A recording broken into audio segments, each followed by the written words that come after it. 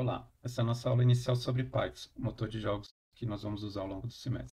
A página do Python no GitHub, essa aqui, que está o /Python, existem readmes em várias linguagens, inclusive em português. E aqui tem alguns exemplos na página. Na verdade, a documentação do Python é basicamente esse readme, e não é algo tão ruim, porque é uma biblioteca muito simples. Então, ele mostra aqui alguns exemplos de código, eu não vou entrar em detalhes aqui, vamos para o código já em breve. Então, o primeiro passo, antes de seguir esse tutorial, é instalar o Python no computador. Tá? No meu já tem o Python instalado, mas caso você não tenha, execute o comando pip install Python. Numa versão antiga do Python, talvez seja necessária um user, tracinho user, né? Isso vai instalar o Python localmente. Tá? Agora, com isso fora do caminho, vamos começar o nosso código. Eu vou fazer um exemplo de um joguinho bem simples para ilustrar como que o Python funciona, quais são as principais funções. Tá? Isso não cobre a biblioteca inteira, mas acho que cobre o suficiente e dá uma ideia mais ou menos de como estruturar um jogo simples. Tá? Depois a gente vai aprender algumas técnicas para fazer jogos um pouco mais sofisticados, para incluir física, etc. Mas vamos começar no começo. Python.init, talvez o primeiro comando seja esse aqui, Python.init. Isso inicializa o motor de jogos. Tá? Anotem aqui que é uma função com vários argumentos. Ela precisa da largura e da altura da tela como argumentos obrigatórios. Todos os outros são opcionais. Eu posso falar o título da janela, fator de escala, frames por segundo, está full screen ou não. Enfim, tem vários argumentos aqui que eu não vou entrar em detalhes. Então, depois de executar Python init, eu tenho que executar Python run com esses dois outros argumentos, update e draw. Tá? O que são update e draw? São duas funções. Tá? O update é responsável por atualizar o estado do jogo e draw, como o nome sugere, é responsável por desenhar aquele estado de jogo na tela. E como funciona isso? Para desenhar algo na tela, eu preciso chamar a função adequada no Python. O mais simples dela é essa função CLS, Clear Screen. Ela recebe um único argumento, que é um inteiro, e esse inteiro representa uma cor. Né? Como o Python tem essa filosofia de simular um computador antigo para fazer joguinhos vintage, ele impõe várias limitações. Então a gente tem no máximo 16 cores e com resolução de telas muito limitadas. Eu coloquei aqui 180 por 120. Se vocês repararem bem, isso é muito menos, talvez 10 vezes menos do que uma resolução típica de um computador. O que o Python faz? Ele não vai criar uma janelinha minúscula de 180 pixels por 120. Ele amplia, faz o zoom, para ela aparecer com um tamanho razoável na nossa tela.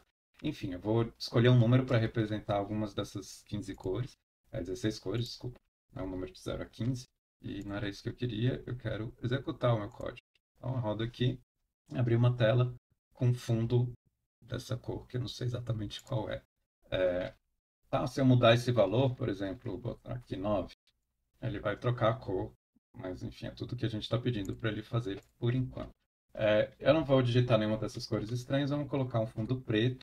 Eu posso decorar o número associado ao preto ou usar uma dessas constantes, color black, por exemplo, que eu acho uma prática melhor.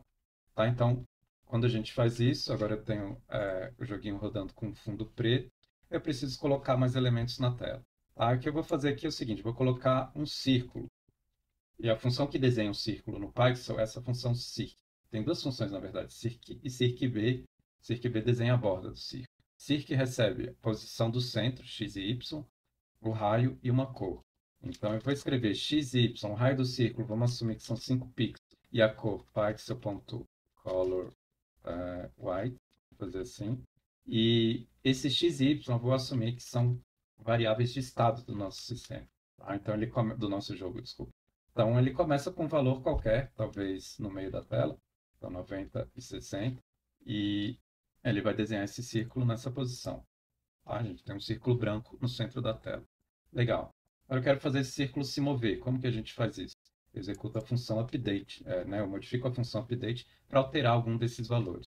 Então, por exemplo, se eu quiser incrementar o valor de y, eu posso escrever algo assim, y incrementa por 1 a cada frame. Notem que o editor de código acusou um problema. Ele diz que a variável local y foi atribuída, mas nunca utilizada, e que ela está utilizada fora do escopo de atribuição. O que significa isso? Utilizada fora do escopo de atribuição. Eu criei essa variável como uma variável global aqui no módulo. E esse código, né, y mais igual a 1, é equivalente a escrever y igual a y mais 1. Mas notem o seguinte, aqui y se refere à variável global y, mas ao mesmo tempo a gente está criando uma variável y local no escopo da função. O Python não deixa fazer isso, então eu preciso primeiro declarar que todo y que aparecer no escopo da função, dentro da função, é o y global. Isso só é necessário se a gente for mudar o valor da variável. Tá? Para ler uma variável global, basta utilizá-la, que nem está aqui. Mas se eu quiser alterar o valor de uma variável que está no escopo superior, né, no escopo do módulo, a gente precisa utilizar esse comando global. Tá? Então eu vou voltar para a sintaxe de incremento. Vamos rodar esse código e ver o que acontece. Então tem uma bolinha caindo. E vocês podem estar achando estranho. Por que caindo se o y está incrementando? Normalmente na matemática a gente usa a convenção que x aumenta para a direita, y para cima. Né? Ou seja, aumentar o x deveria... Não, a origem do sistema deveria ser, se fosse usar a convenção da matemática, seria o canto inferior esquerdo da tela. Python você usa uma convenção diferente, onde o y cresce descendo na tela e o x cresce indo para a direita. Tá? Então, o 00 corresponde ao ponto superior esquerdo da tela. É uma convenção curiosa, não foi o Python que inventou, na verdade é uma convenção muito utilizada em computação gráfica, é a convenção padrão de computação gráfica, e por isso que eles utilizam essa convenção. Mas, enfim, dito isso, eu vou fazer uma pequena mudança no meu código, que é a seguinte, eu vou alterar o y para começar mais perto da parte superior da tela, para ele ter mais tempo de cair. Certinho? Então, meu y cadê? Vou colocar ali 10. Eu vou testar, fazer um joguinho baseado na seguinte mecânica. Depois a gente vai criar várias bolinhas dessas, e o joguinho vai ser, o usuário tem que clicar em todas as bolinhas, cada bolinha que ele clica, ele pausa a bolinha no lugar, e a ideia é tentar clicar em todas as bolinhas antes delas caírem e passarem da tela.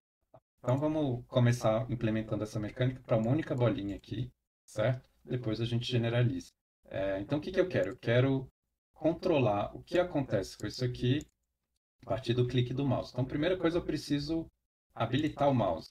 Na verdade, eu preciso mostrar o mouse e o Python tem essa função python.mouse que você passa um booleano e ele define se o cursor do mouse vai ser visível ou não.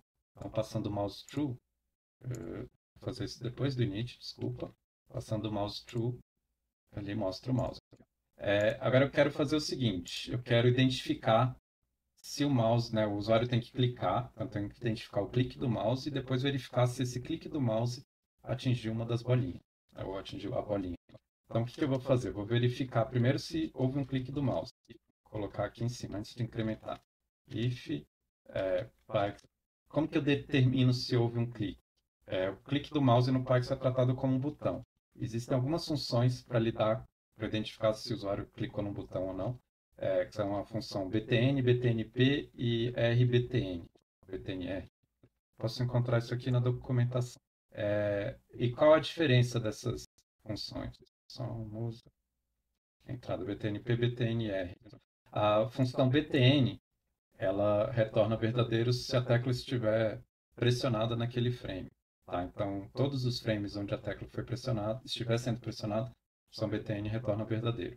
A btnp é um pouquinho diferente. Ela retorna verdadeiro se o usuário clicou naquele frame, mas ela, nos outros frames, onde o usuário ainda manteve o botão pressionado, mas que não iniciaram, ela retorna falso. Então, como se ela retornasse somente true somente uma vez por clique.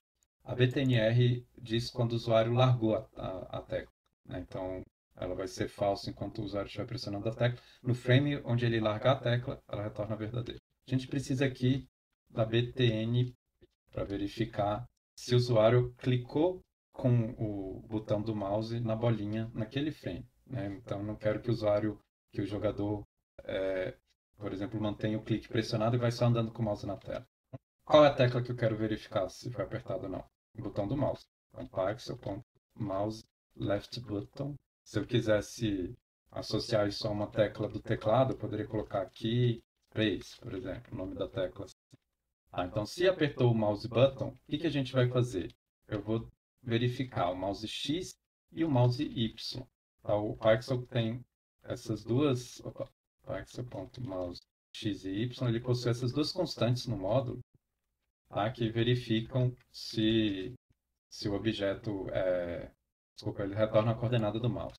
Então eu vou subtrair essas coordenadas da posição do círculo, tá? Então isso seria a variação em x, a variação em y. E para verificar se ele clicou no círculo ou não, o que a gente vai fazer? Eu tenho que verificar se o mouse estava dentro do círculo.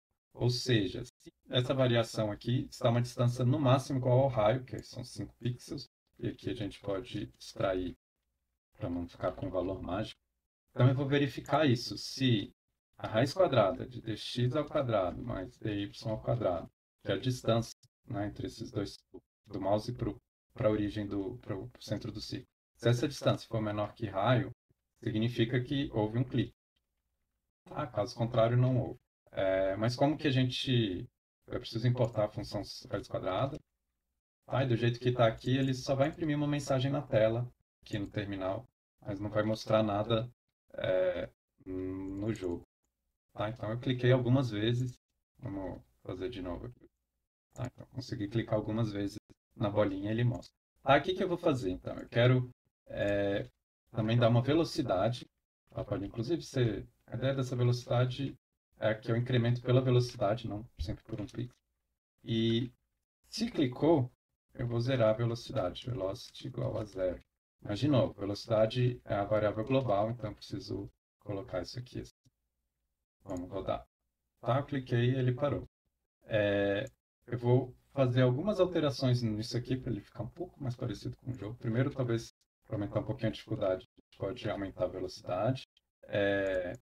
Eu vou alterar a cor dependendo da velocidade, tá? Então, eu escrevi aqui color vai ser white, mas se a velocidade for igual a zero, significa que ele está parado porque eu consegui clicar na bolinha. Color igual a pixel color red. Tá? Então, agora ele muda a cor quando eu clico e dá um feedback um pouco melhor para o usuário. Aí eu perdi o próprio jogo. Então tá aqui o nosso joguinho. Eu vou colocar mais uma última mensagem aqui. Né? Se a velocidade for zero, também posso imprimir uma mensagenzinha. Né? E veloz.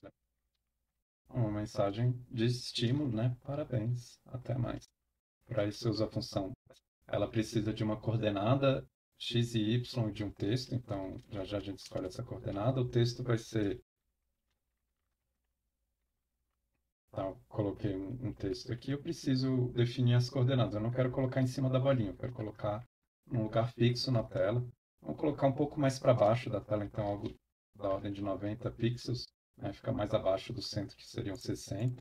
E o x, eu posso escrever aqui... A gente pode fazer um pouco por tentativa e erro, eu quero deixar esse texto um pouco alinhado ao centro. Seria 180 pixels, o centro é 90, mas isso é onde ele começa o texto. Então eu preciso dar espaço para mais ou menos umas 4 letras à esquerda. Então eu vou reduzir, acho que cada letra no pixel tem 5 pixels, se eu não me engano. Então 90 menos 20, 70. Posso estar errado também. Ser rápido e tá. Parabéns. Ele não aceita sempre. Parabéns. Agora sim, parabéns e até mais.